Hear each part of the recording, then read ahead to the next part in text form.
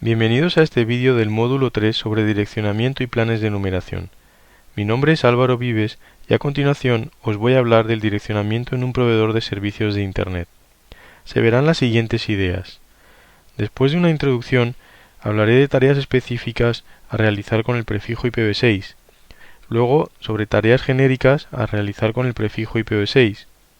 También sobre redes de proveedores y, finalmente, consideraciones sobre el direccionamiento. Veremos en este tema cómo debería afrontar un proveedor de servicios de Internet la recepción de un prefijo IPv6, qué puntos debe tener en cuenta y qué pasos generales debe dar. Después de que el proveedor cumpla los requisitos establecidos por LACNIC y siga el proceso establecido, recibirá de LACNIC un prefijo, que como mínimo será un /32 o un prefijo mayor si se justifica.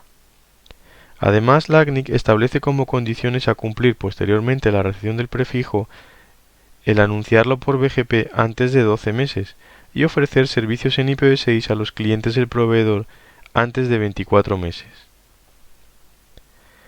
Una vez recibido el prefijo, habrá ciertas tareas que deberá realizar el proveedor con el prefijo recibido. De manera específica, deberá anunciar el prefijo IPv6 recibido por BGP a los sistemas autónomos con los que tenga peering. LACNIC exige que se haga antes de 12 meses. Comprobar la alcanzabilidad de nuestro prefijo mediante herramientas existentes. Configurar la resolución inversa de las direcciones IPv6 recibidas. Realizar un plan de numeración con el prefijo recibido, si no se tenía ya anteriormente. Introducir por último el prefijo en una herramienta de gestión de direcciones, conocidas como IPAM, IP Address Management. Esto es algo muy recomendable. También relacionado con las tareas vistas anteriormente, de cara a ofrecer un buen servicio IPv6, se debe comprobar la tabla de rutas IPv6 recibida para ver cuántas rutas tiene. Si se tienen varios peerings, comprobar qué se recibe por cada uno de ellos. El objetivo es ver que se reciben todas las rutas existentes IPv6, a ser posible por todos los peerings BGP. Se debe comprobar que funciona correctamente la resolución inversa de direcciones IPv6 en el DNS. Se deben introducir las rutas necesarias en el sistema de routing interno del ISP.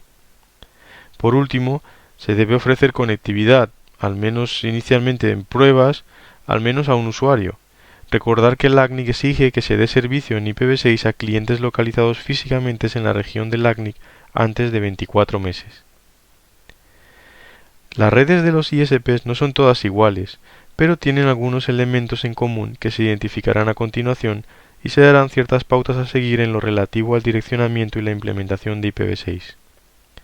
El core o red troncal es la parte central o común de la red del proveedor. Es muy importante porque es la utilizada por todo el resto de la infraestructura para comunicarse entre sí y con Internet. La conectividad a Internet, mediante proveedores de tránsito o puntos de intercambio, se establecen peerings BGP para enviar y recibir rutas que permitan la recepción o envío de tráfico. Los proveedores de tránsito o sistemas autónomos con los que se establezcan los peerings podrán soportar IPv4, IPv6 o ambos protocolos. Los servicios. Los proveedores tendrán servicios internos, que van desde servicios de red como DNS, DHCP, NTP, Radius, a servicios públicos como web o correo. Esto implica una infraestructura y necesita un direccionamiento. Intranet.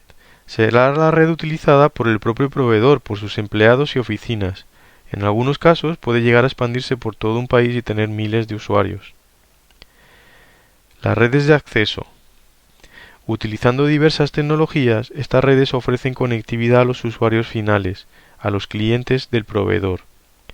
Pueden ser de muchos tipos: Wi-Fi, WiMAX, ADSL, Metro Ethernet, de fibra, cable, telefonía móvil, etc.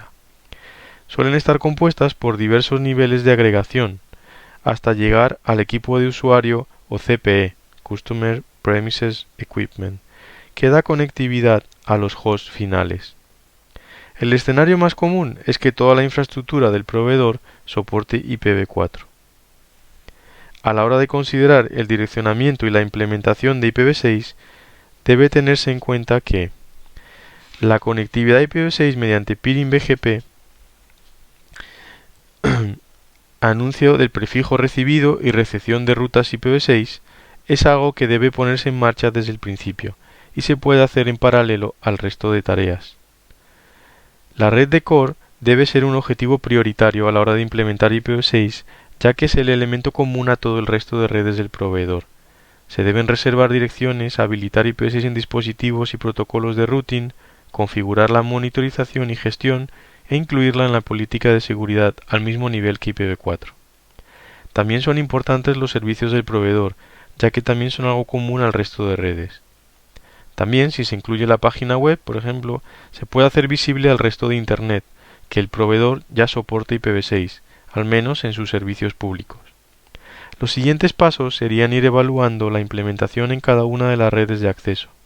Aquí entra en juego, más que en otras partes, el soporte de IPv6 en los elementos utilizados, siendo el más crítico el CPE, ya que es el elemento más numeroso, el que costaría más dinero y trabajo reemplazar y el que normalmente se intenta ajustar al máximo en prestaciones, es decir, que soporte lo justo y necesario. El proveedor debe evaluar en cada caso y tratar de seguir las recomendaciones vistas para las estrategias y mecanismos de transición. En cualquier caso, el objetivo será ofrecer al usuario final conectividad doble pila, es decir, IPv4 e IPv6. Por último, se puede considerar el ofrecer conectividad IPv6 a la intranet del proveedor, que puede incluso servir de usuario de pruebas en etapas iniciales de la implementación. Un proveedor debe tener en cuenta diversos factores a la hora de realizar su plan de numeración y por lo tanto de asignar direcciones del prefijo IPv6 recibido.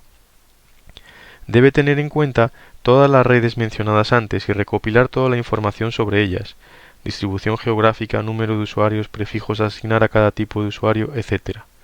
Algo importante a tener en cuenta son las previsiones de crecimiento o cambio de cada red para tener previsto el aumento de necesidades de direcciones y no tener que renumerar o desagregar el espacio de direcciones en muchos prefijos. Debe tener en cuenta las direcciones a entregar al usuario final, que será el que las gestione dentro de su red de manera independiente, y las direcciones para dar conectividad en el enlace con el usuario final.